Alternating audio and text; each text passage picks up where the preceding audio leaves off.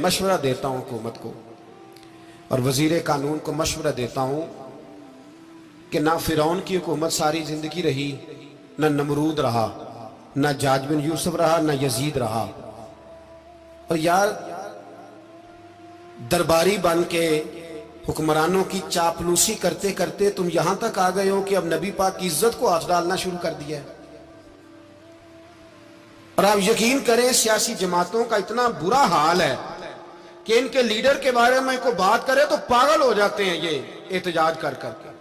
और उसने डायरेक्ट कह दिया कि खत्म नबूवत का मसला ही कोई नहीं, जो दीन की बुनियाद है, किसी को परवाह नहीं। मुझे तो उन लोगों की फिक्र हो रही है जिन लोगों ने इन्हें वोट दिए हैं, वो अल्लाह को क्या जवाब देंगे। और ये अल्लाह माशाल्लाह सारी सियासी जमातें इस तरह की। और मेरा वजीर कानून साहब को भी मशवरा है कि जिंदगी बड़ी थोड़ी है, बड़ी थोड़ी। अल्लाह सबको माफ करता है, अपने रसूल के गद्दारों को माफ नहीं करता। और यहां तुम्हारी गाड़ियों पे झंडे लगे हुए हैं, वहां भी तुम्हारे झंडे लगेंगे, पर इसलिए लगेंगे कि ये गद्दार है नामूसे रिसालत के। ये झंडे लगेंगे। शर्म करो और डर जाओ, बस कर दो। तुम्हारे मुंह में अब दांत पूरे नहीं रहे। कोई शुगर का मरीज है तो कोई ब्लड प्रेशर का, तो कोई हार्ट का, तो कोई कैंसर का।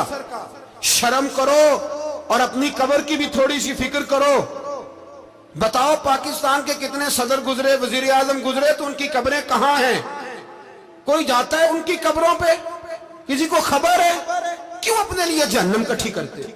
सारा कुछ दुनियादारी रह गई है, सारा कुछ सिर्फ यही रह गया। हजरत अबू बकर सरदार थे, हजरत उमर सरदार थे कबीले, हजरत उस्मान सरदार थे। उन्होंने सरदारियों को ठोकर मार के रसूलुल्लाह के कदमों में बैठना पसंद की।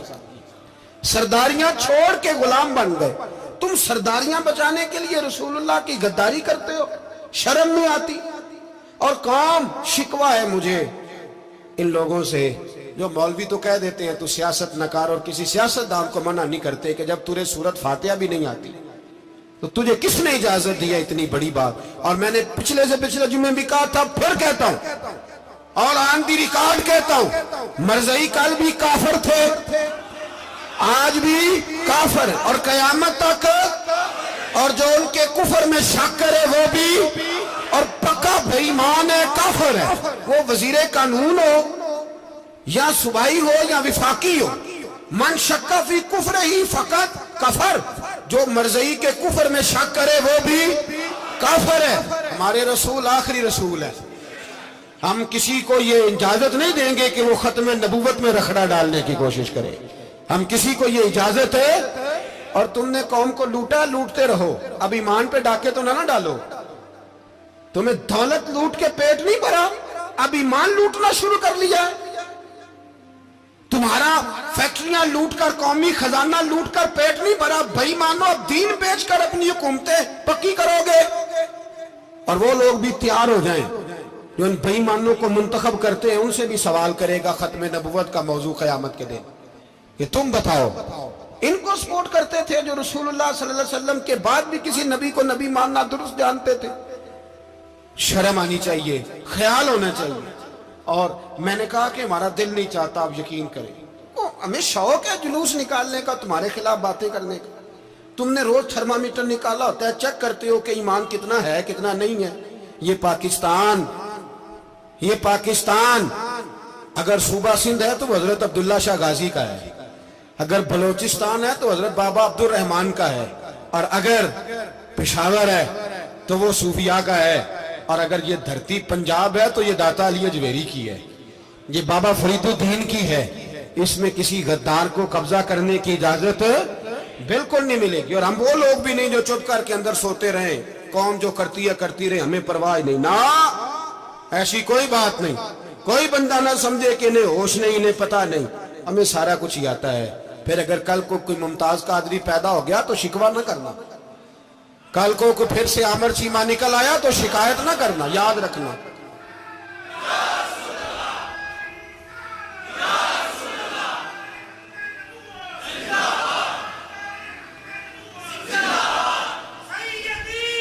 तो मेरे भाई खोल के बोल, या नबी रसूल के बोल।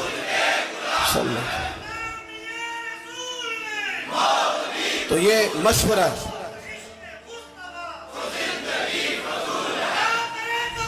جزاک اللہ. تو یہ تمہیں مشورہ ہے.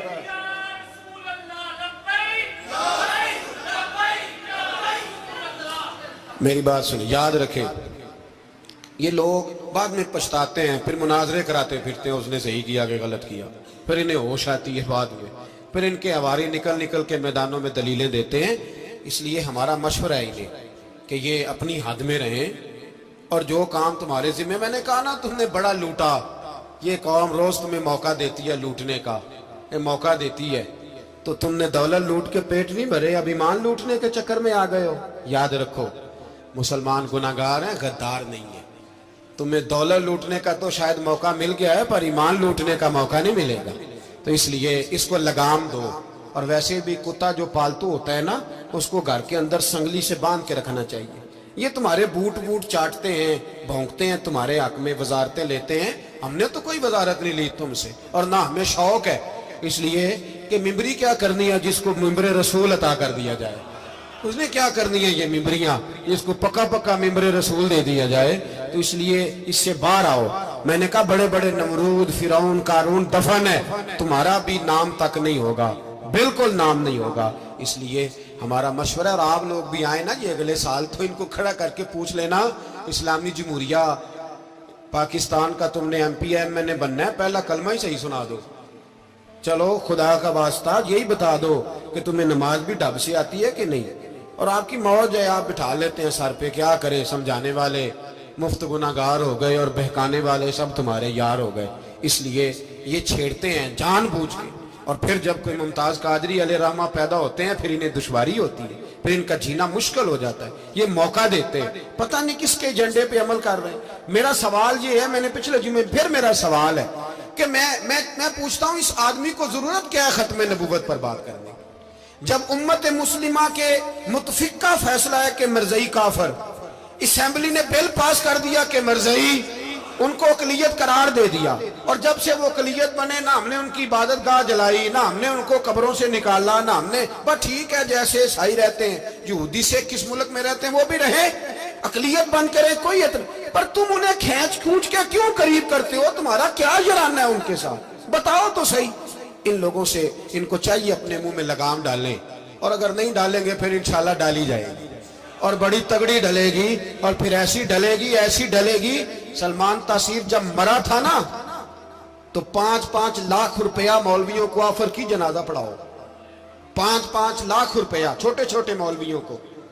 اور داتا صاحب کی مسجد کے خطیب بھی صوبائی جو تھے، وہ خطیب تھے، ملازم تھے، انہوں نے کہا کہ ایمان نہیں بھیجنا، نکالنا نوکری سے تو نکال دو.